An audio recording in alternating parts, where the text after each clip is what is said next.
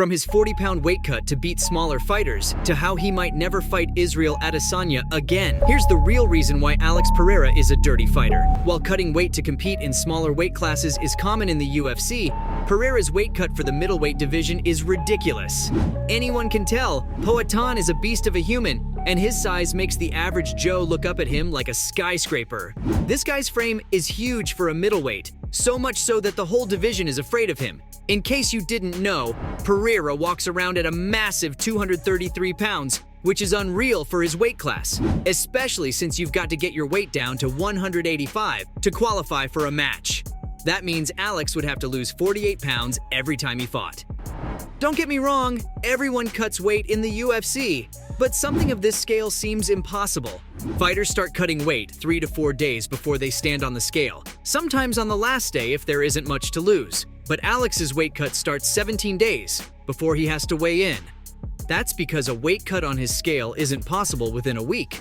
Pereira might have had more trouble losing weight than he did in his fights. With the process of weight cutting already being controversial in the UFC, expecting smaller fighters to square up against giants like Poatan is unfair. After all, Alex has been consistently knocking out middleweight fighters with ease since he debuted. In Poatan's first match in the UFC against Andreas Michailidis at UFC 268, it felt obvious who the winner was going to be. Michailidis is by no means a small guy, but beating Alex's 6'4" frame is impossible. After 18 seconds into the second round, Pereira landed an explosive flying knee to Andreas's face, making him go completely limp. Allowing fighters into the octagon with a dangerously unmatched opponent puts them at severe risk, especially since Pereira is a world-class kickboxer. You might as well hand him a crowbar while you're at it. Alex's second knockout in the UFC was against Sean Strickland. Sean was undefeated in the middleweight division, but against the giant Brazilian, he only lasted 3 minutes. Pereira caught Strickland with a devastating punch, and for the next few seconds, Sean was doing the chicken dance on the octagon floor. Afterwards, Strickland was left looking confused and defeated. Speaking about it later, he said Pereira's punch felt like he had dynamite in his hands, claiming that if he touches you, you go to sleep. Let's not forget his run for the title ended with him beating the 3-year reigning champion of the division 3 fights after his debut. The UFC practically sent Pereira after Adesanya like a hitman, and oh boy did it work. Alex took out 2 fighters who were undefeated in their weight classes. Did the UFC not find it suspicious at all? It raised Joe Rogan's eyebrows. He said it was sanctioned cheating by the UFC. It's common to hear Joe talk about the dangers of weight cutting, but in Pereira's case, Rogan was more concerned for whoever had to go against the Brazilian. In his podcast, Joe was asked if Pereira really weighed 220 pounds when he fought Adesanya, and Rogan's reply only made Alex seem even scarier. He said that Pereira could have been bigger. That's insane, since 220 is 35 pounds above the qualifying weight. The fact that they let him get in the octagon with Izzy is unbelievable. Rogan explained how Adesanya is naturally close to being a middleweight and barely has to cut weight to qualify. Compared to him, Pereira was huge at the time of their match. Other combat sport leagues take huge gaps in weights very seriously. Fighters have to go through hydration testing to see if their weight cut is natural, but Pereira gets a free pass to cheat in the UFC. Joe talks about the controversial stoppage at the first fight between the 2 rivals at UFC 281. He said he's glad that they stopped the fight earlier because Alex's power could do some insane damage if Izzy was defenseless. Rogan said he didn't think Poatan would stop if the referee didn't end the fight. He's glad it stopped when it did, because he didn't want to see Adesanya laid out on the octagon floor with his eyes rolled back. It was brutal to let Izzy fight him in the first place.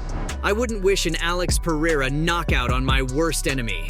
Rogan declared Poatan a heavyweight in his books, so the fact that Adesanya beat him in the rematch at UFC 287 is unbelievable. Still, the middleweight champion felt the need to talk about the huge gap in weight, allegedly accusing Pereira of using an IV bag to get his water weight back to normal. Izzy's coach was asked whether he thinks Alex cheated. Of course, he couldn't mention the details, or else the UFC would be standing with pitchforks and torches outside of his house.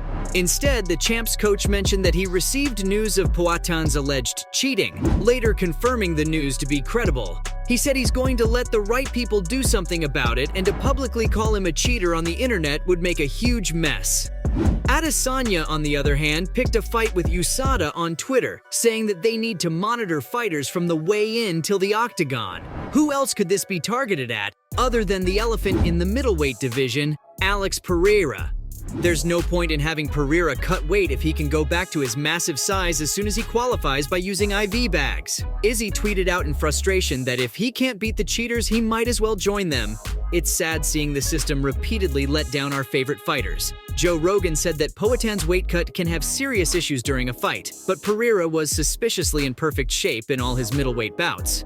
To be fair, fans don't know what goes on inside fighters' locker rooms, but they sure did have a lot to say about Pereira's weight cut. After all, Adesanya has been a champion since 2019, so Izzy has a huge fan following, almost as big as Pereira, after rehydration. And they were anything but relentless. After Alex's weight got posted online, one fan said that Pereira losing 41 pounds with such a low body fat ratio sounds like he's playing mind games, as if hunting down Adesanya from one combat sport to another wasn't already intimidating enough. Speaking of intimidation, fans couldn't wrap their head around how long Pereira's weight cut process was. They'd never seen a weight cut that long before, seeing that it takes more than half a month. Fans were left questioning just how big Pereira really is. But as some called Alex a weight bully, other fans felt sorry for the process the UFC was allowing fighters like the Brazilian to go through. Alex gained some respect in the eyes of fans, seeing him willingly put his body through hell. Honestly, it isn't something that should be praised. Weight cuts as big as Poatan's can create long-lasting health issues. His cut isn't only unfair to those who have to fight him, but is also dangerous for Alex himself. Concerned fans couldn't help but question the UFC, and Dana surprisingly responded. The UFC CEO doesn't think that Pereira should fight in the middleweight division anymore, so the chances of a trilogy fight against the champion aren't very likely. Dana said that Pereira will be moving to the 205-pound division, because Alex still had to lose 2 pounds until the last few hours of the weigh-in.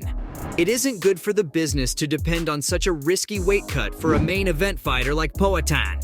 Dana will have another Chimaev versus Diaz fiasco on his hands if Alex can't make weight one day. On the other hand, Rogan says that a trilogy fight doesn't even seem possible to him now, since the weight cut is too severe for a 35-year-old Pereira. Honestly, after Izzy's comeback tied a nice little bow on the rivalry, the UFC doesn't have much incentive to push for a risky rematch either.